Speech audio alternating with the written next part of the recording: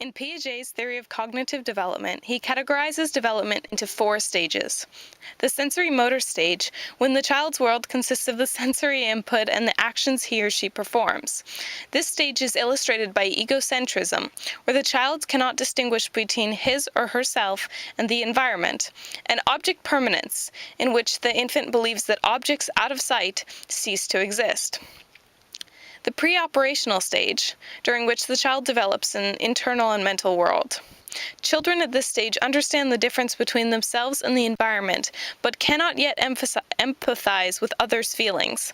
Children in the pre-op stage also fail to understand ideas of conservation, that some properties of an object stay the same despite the change in appearance. The concrete operational stage marks a change in the child's cognitive development that allows them to understand the ideas of conservation and reversibility. The concrete operational stage also marks a time at which the children can decentrate, taking more than one aspect of a situation into account at the same time. The formal operational stage demonstrates the point from which the child can manipulate ideas, carry out deductive reasoning, and think about hypothetical problems. The child's mental structures can understand abstract concepts, allowing greater expansion of thinking. Piaget also constructed the ideas of assimilation and accommodation of schemas when encountering new concepts. Assimilation occurs when the schema is applied to a new concept, and the new concept is integrated into the pre-existing ideas of the schema. Accommodation occurs when the schema must be altered to fit the new concept, because the concept cannot be successfully integrated into the pre-existing ideas of the schema. I think I came into Piaget's stages quicker, faster than most kids, and I think that was because I had older siblings and I had a lot more attention given to me by my parents and siblings. You know, most people think that you would get less because the parental attention is divided, but I was a very spoiled youngest child, and that was not the way that my life worked. So I'm definitely better off because of that. When I was 8 years old, my grandma moved into our house. We say that we kept her in our basement, but, you know, our basement's actually pretty nice. There's no chains on the walls or anything, you know, no dungeon.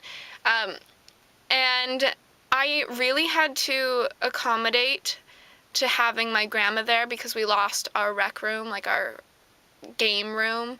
And I wasn't used to being around the elderly all the time, but I accommodated myself, and over the next, 7 years, I definitely grew accustomed to having my grandma there.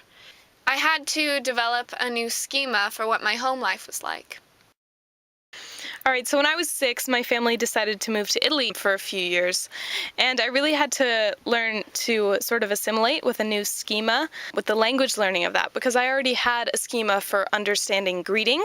So let's say I knew the word hello in English meant a greeting, then I had to learn to assimilate the Italian word for hello into my same schema for greetings because it had the same essential meaning.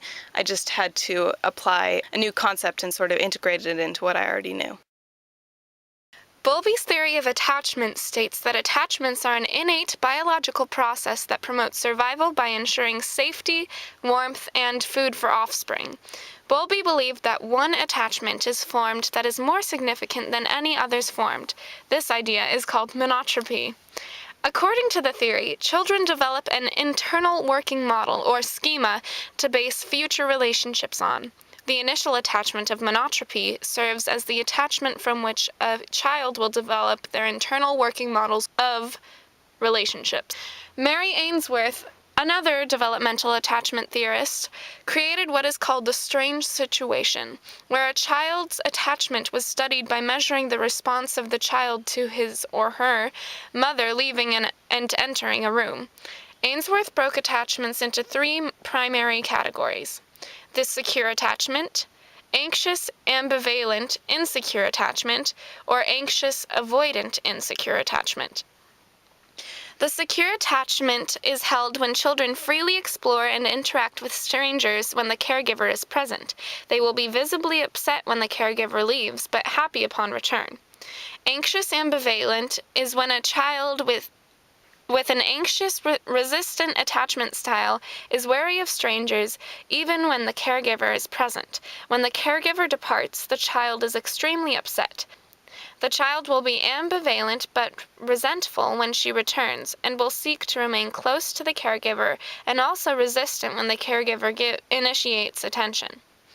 Anxious avoidant insecure attachment is when a child with an anxious avoidant attachment style will avoid or ignore the caregiver and show little emotion when the caregiver departs or returns.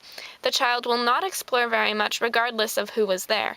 The strangers will not be treated very differently from the caregiver. There is not much emotional range displayed regardless of who is in the room or if it's empty. For my 4th birthday, I was left at my grandma's house, and I was not very happy with my parents when they first left me because I felt abandoned and unloved and all of that, especially during your birthday when you're 4 years old. You're not going to be very chipper. But eventually, I was fine, and I got over myself, and my grandparents found a way to make it nice. But when my parents returned, I was very happy and I wasn't bitter with them. So that symbolizes a secure attachment in Ainsworth's theory of attachment, which is nice, to know that I wasn't an overly clingy child. So when I was little, I formed my primary attachment to my mom because I spent the most time with her. She took work off that year to spend time with me, and I was pretty upset when I couldn't see her. I definitely experienced the typical sort of lost in a grocery store panic when I couldn't find her. But as I grew up, I sort of shifted to spending the most time with my brother because he was older than me, so I looked up to him and mimicked a lot of his activities. So instead of playing with typical girly things, I played a lot more with sort of Legos and went fishing and things that are not typically thought of as girls' activities. Both Elise and I have dogs, and I've had 2 since my childhood. My first one was named Jazzy, and my second one was named Hubble.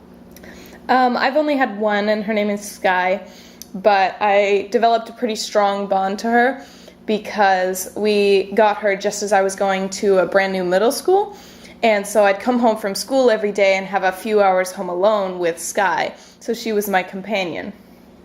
When Jazzy died, I was so close to her. She was a companion. She was a lab retriever, so she wasn't like a dog that I had to look after that much. She looked after me when I was younger. We were so close, and when she died, I barely ever stopped talking about wanting a new dog. Every other sentence out of my mouth was, I want a puppy. So you can imagine how annoying I got, and eventually my parents caved in. Mm-hmm. So this sort of demonstrates and supports the idea behind Harlow's monkeys. The monkeys he had went to the plush monkey for comfort rather than the wire monkey, even though the wire monkey had food. Which shows that, even though the study was done with monkeys, it still applies to humans. Humans are just monkeys plus. And we seek attachments based on comfort and not always based on necessity.